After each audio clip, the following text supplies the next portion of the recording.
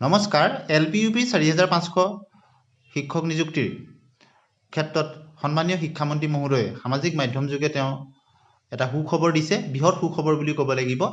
তেওঁ লিখিছে I am pleased to inform all the aspirants of 4500 LP and UP recruitment that verification list will be published on 26 January 2026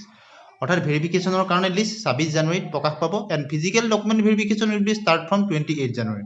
আৰু 28 জানুৱাৰীৰ পৰা verification আৰম্ভ হ'ব সকলো ডকুমেণ্ট ৰেডি কৰি ৰাখিবৰ কাৰণে কৈছে গতিকে আমি LP পাৰ্টৰ সকলোসমূহ জিলাৰ কিছু কাট অফৰ বিশ্লেষণ আপোনালোকক ভিডিঅ'টোত দিবলৈ লৈছোঁ ইয়াক এভাৰেজ কাট অফৰ এক বিশ্লেষণ বুলি ধৰিব আপোনালোকৰ মতামত কমেণ্ট ছেকশ্যনত নিশ্চয় জনাব ধন্যবাদ বহু কেণ্ডিডেটে তেওঁলোকে কমেণ্ট ছেকশ্যনত সুধি আছে গতিকে আপোনালোকৰ সুবিধা হোৱাকৈ এটি বিশ্লেষণ আপোনালোকলৈ আগবঢ়াইছোঁ ইয়াক আপোনালোকে কাট অফ বুলি নধৰি এক বিশ্লেষণ বুলি ধৰিব বেছি দীঘলীয়া আমি নকৰোঁ প্ৰথমতেই আছামিজ মিডিয়ামৰ লোৱাৰ প্ৰাইমেৰী 22খন জিলাত মুঠ 2325টা পোষ্ট আছে আনৰিজাৰ্ভত আছে 950টা OBC MOBC আছে 375টা টি টাইপছত আছে 210টা SCত আছে 235টা আৰু ST প্লেইনছত আছে 260টা ST হিলছত আছে 170টা আৰু PWDত আছে 125টা আৰু টোটেল পোষ্ট 2325টা আছামিজ মিডিয়ামৰ এছিষ্টেণ্ট টিচাৰ লোৱাৰ প্ৰাইমেৰী গতিকে 22খন জিলাৰ ভিতৰত আনৰিজাৰ্ভ কেটেগৰীতে যথেষ্ট পোষ্ট আছে 950টা পোষ্ট আছে আৰু তাৰ পিছতে আছে OBC MOBCত ঠিক তেনেদৰে হৈছেগৈ এইবাৰ নতুনকৈ টি টাইপছৰ যিহেতু সংযোজন হৈছে টি টাইপছতো 210টা আছেগৈ SC ক্ষেত্ৰত 235টা আছে আৰু ST প্লেইনছত 260টা আৰু ST হিলছত 170টা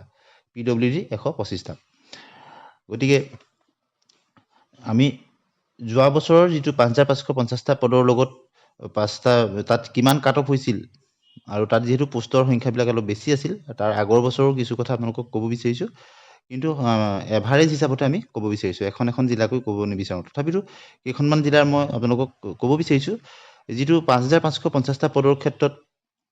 বৰপেটাত যদি আমি চাওঁ OBC MOBCৰ ক্ষেত্ৰত 5550টা পদত কাট অফ আছিলে 59.893 আপোনালোকে দেখিছে 59.893 আছিলে আৰু ওমেন ৰিজাৰ্ভেশ্যন যিহেতু আছে গতিকে তেনেদৰে এটাত আছিলে 60.813 আৰু 4500ত এক্সপেক্টেড কাট অফ যিটো 26টা পোষ্ট আছে গতিকে তাতকৈ আমি বাঢ়িব নে কমিব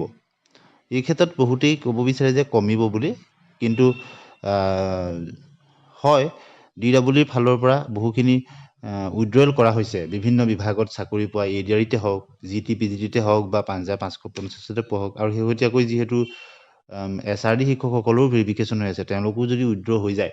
তেওঁলোকক নিজে নিজে যদি চৰকাৰে উইড্ৰ কৰি দিয়ে নিশ্চয় বহুখিনি কেণ্ডিডেট আঁতৰি যাব তথাপিতো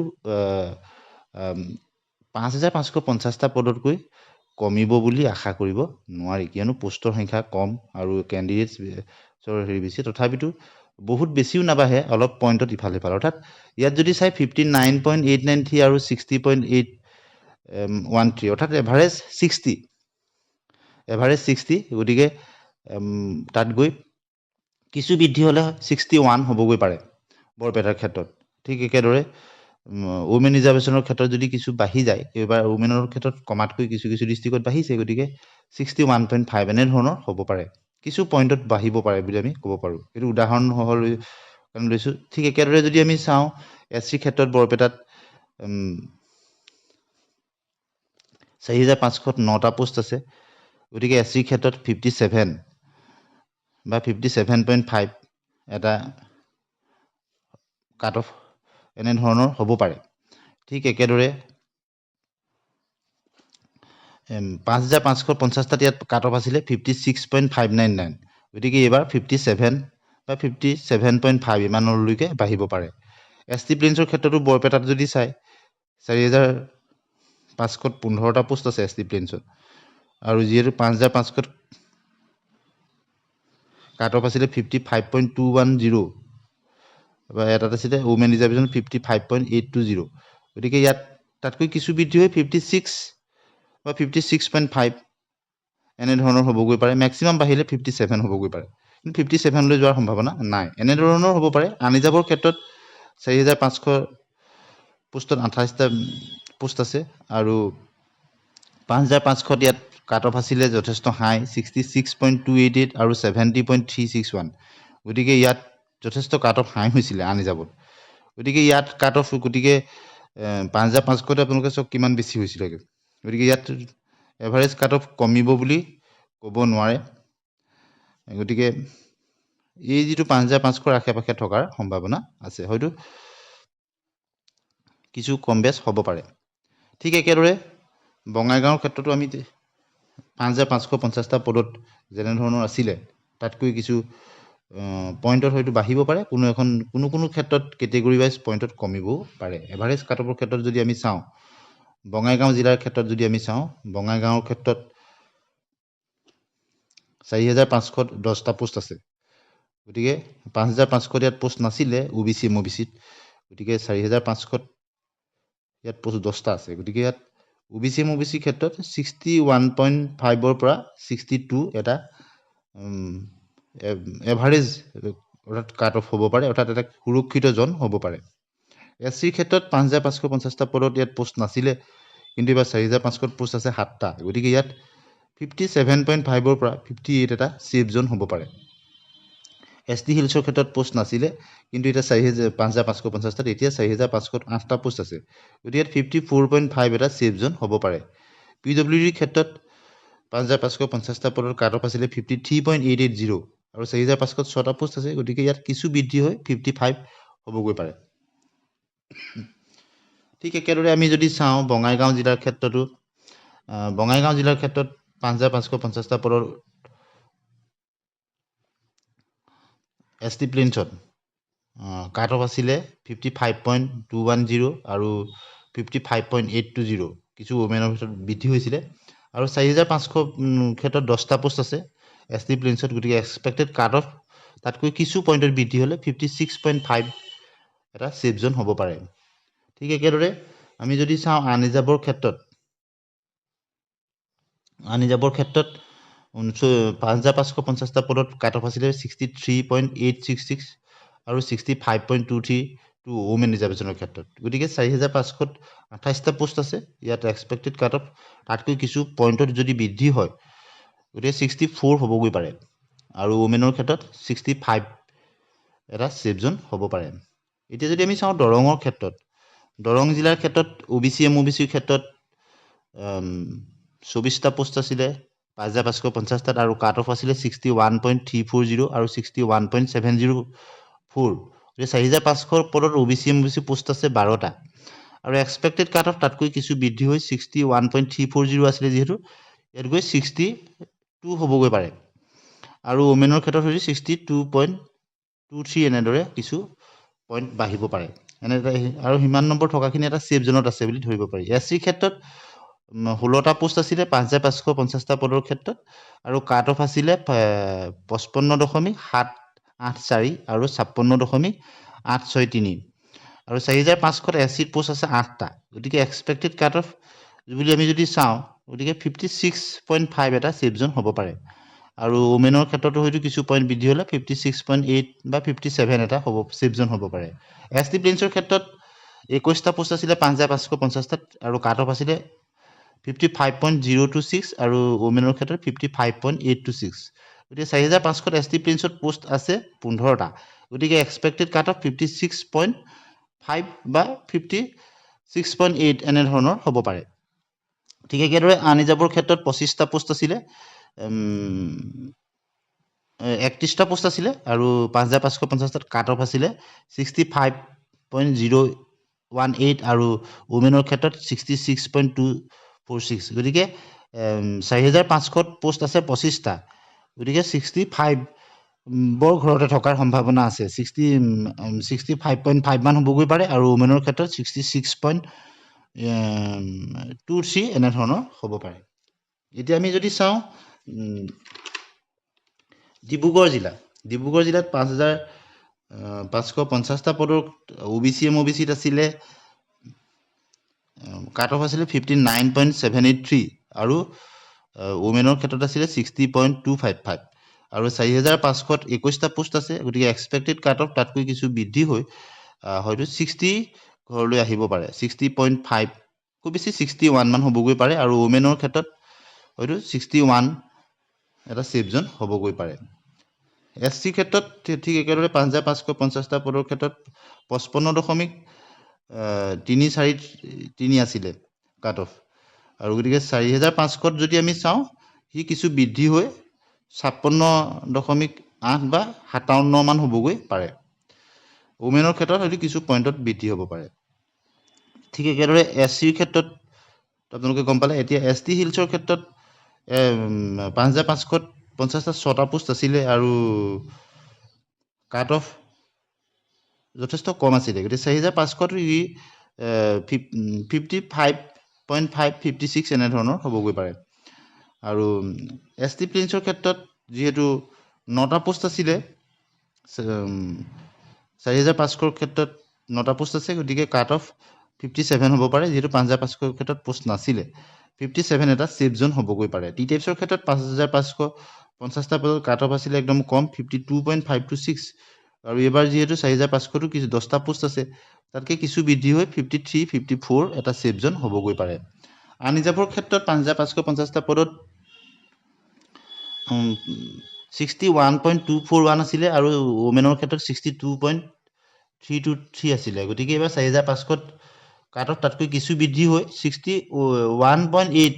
বা খুব বেছি 62 হ'বগৈ পাৰে আৰু ওমেনৰ ক্ষেত্ৰত 62.5 এটা ছেফ জোন হ'বগৈ পাৰে গতিকে গোৱালপাৰা জিলাৰ ক্ষেত্ৰত যদি আমি চাওঁ OBC MOBCত 5550টা পদৰ ক্ষেত্ৰত 59.809 আছিলে আৰু 59.957 আছিলে ওমেন ৰিজাৰ্ভেশ্যনৰ ক্ষেত্ৰত গতিকে 4500 যিহেতু 10টা পোষ্ট আছে গতিকে এক্সপেক্টেড কাট অফ তাতকৈ কিছু যদি বৃদ্ধি হয় বুলি আমি ধৰোঁ 60.5 এটা ছেফ জোন হ'বগৈ পাৰে আৰু ওমেনৰ ক্ষেত্ৰত হয়তো 61.12 এনেধৰণৰ হ'বগৈ পাৰে ঠিক একেদৰে আমি যদি চাওঁ SCৰ ক্ষেত্ৰত 5550টা পদৰ ক্ষেত্ৰত কাট অফ আছিলে 56.983 আৰু 57.508 আছিলে ওমেন ৰিজাৰ্ভেশ্যনৰ ক্ষেত্ৰত ইয়াত কমিছিলে 4500 6টা পোষ্ট আছে গতিকে এক্সপেক্টেড কাট অফ 57 এটা ছেফ জোন হ'ব পাৰে 57ত থকাখিনি আৰু